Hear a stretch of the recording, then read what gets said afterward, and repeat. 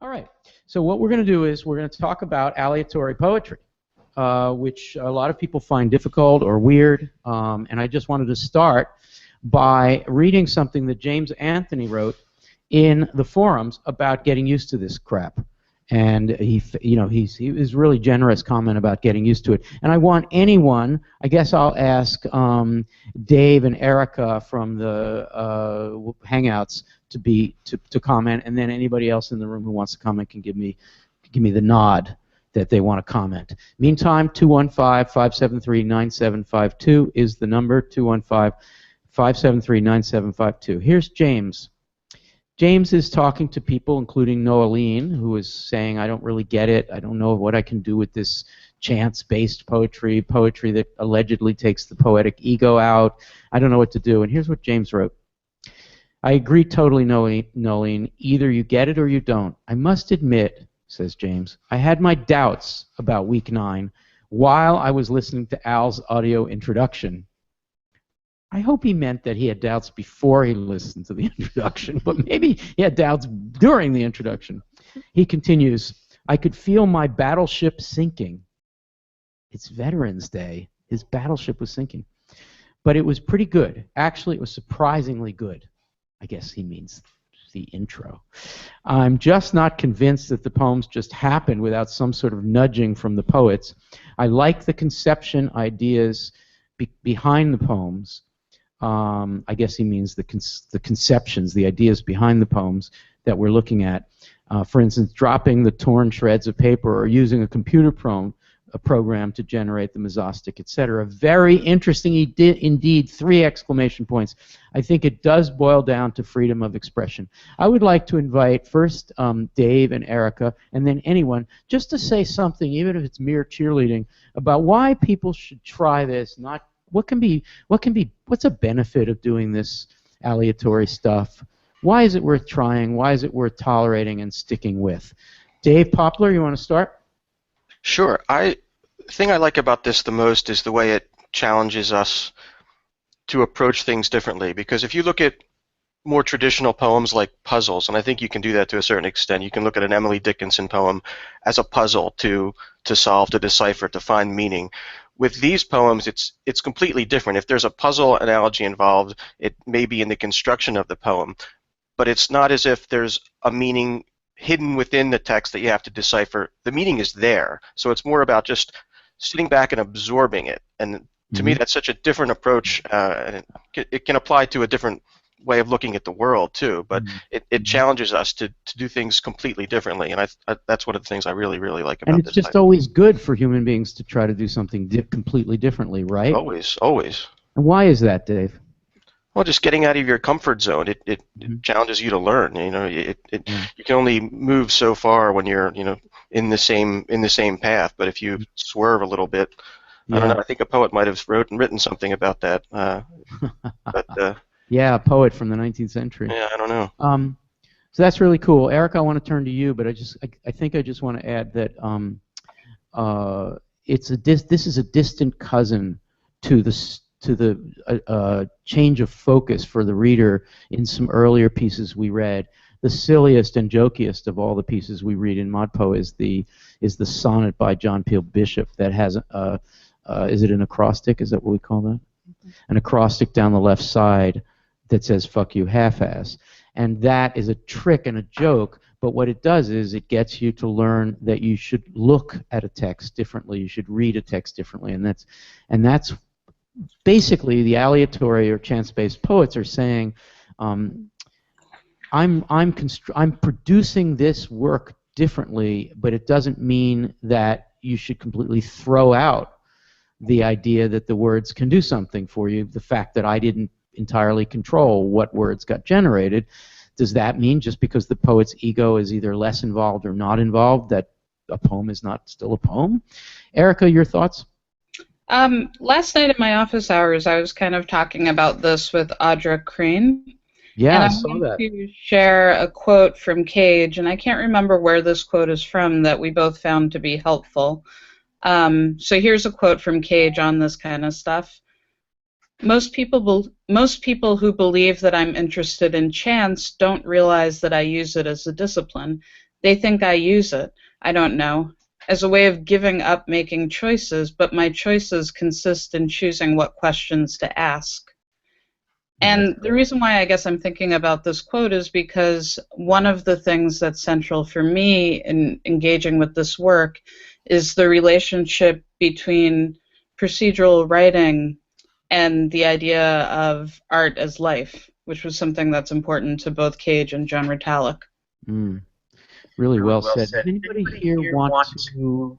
I think we might have someone who's not using headphones getting a little echo there. Does anybody here in the room want to follow up on this question? Remember, the question was, what's a piece of advice people can have to get into this stuff, to get past what might seem a stumbling block? Jason? Let's see. I didn't raise my hand out. Oh, okay. No, that's fine. I will. But I had a thought. I think that Just one. Just well, two. Don't tease him, Anna. It'll get him started. Well, I think that also Cage is influenced by the I Ching, and there are certain... The I Ching comes from, you ask a question and then you basically throw these sticks, and the pattern that is randomly generated is the source of the answer to your question. And so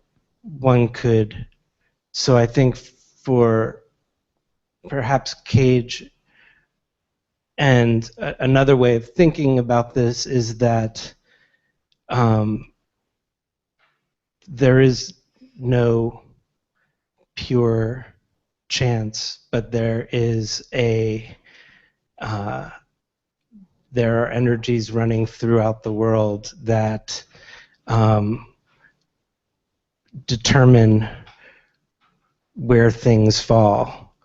That is not a human power. Oh, that's really cool. So basically what you're saying, at least at the end there, is that a human being sits down to write out words that she or he is thinking of or has organized as writing, during writing, and that is no more or less random than other things, other organizations that the world itself or nature suggests. This puts me in mind of something that Mary Barnes wrote, and I want to come back to that. But first I want to ask Lily and Max, if you would name a poem on this week's syllabus that is probably the one you'd recommend that's most accessible, the one that you would recommend people do first. And I'm going to give Lily a second to think about it, because she's giving me that expression. Max, what's the one this week that you think people should start with? Presumably it was the first one on the syllabus, because presumably we put a syllabus together where you get the first one, but maybe not. Max? I would recommend starting with Osmond's Dropping Leaflets. I think the sort of the political conceit of it makes it very accessible. It's a very Bush years poem, right? It's like oh, George W. Bush. Yeah, George W. Bush. Yeah, well, I don't think people are that hard on the first Bush years, but no, I was just trying to spell out the reference because, you know, we have a global community here, sure. And Bush is somewhat forgotten by some people. He's still pretty notorious the world over, from what I understand. But yeah, I think that one is a good one to start with, because the kind of the political stance of the poem makes it accessible. We can all kind of see this as a political act. So she cuts up, you know, language from newspapers, media, and sort of scatters it on the ground and yes, it up randomly. A bit like what Jason was just saying about the I Ching and throwing the sticks and that kind of randomness of throwing and tossing out. And this is also, she's also playing a little bit with the idea of dropping leaflets of propaganda. Propaganda, right. Also just like air warfare stuff too, just dropping, blanketing areas with... Yes, and the experience of reading that poem, which is a scramble of post 9/11 propaganda, immediate post 9/11, because the poem was written, you know, 2 weeks after 9/11, as I recall. The experience of dealing with all that language that was washing over us, it almost had a random feel in itself. You know, the Secretary of Defense, who was notorious for speaking like a Gertrude Stein poem, right, about things we know and things we don't know and things that are knowable and unknowable. And so what Jenna is doing there is she's just simply foregrounding the confusion and chaos in the meaningless of language. So that is a good one to start with. Lily, have you thought of one you'd think people should start with? Yeah, I think that Dropping Leaflets and Vocabulary for Peter Ernest Freemore are really the only poems from this week I personally like. So I think like they definitely seem like the most seem like they're doing the most work that's most interesting to me, I think. Because similarly to Dropping Leaflets, I think there's a real conceit behind Vocabulary for Peter Ernest Freemore, and the idea, I think everyone's experienced loss, everyone has lost someone, and probably everyone has felt that the conventional standards of grief and mourning have been inadequate. I feel like, I don't think that's too presumptuous to say, so I think in that way that poem, even though it sounds really cacophonous and difficult to listen to, is actually like pretty accessible in terms of the idea of grieving in a different, more a way that's more sympathetic to how that person lived their life and how you experienced their life.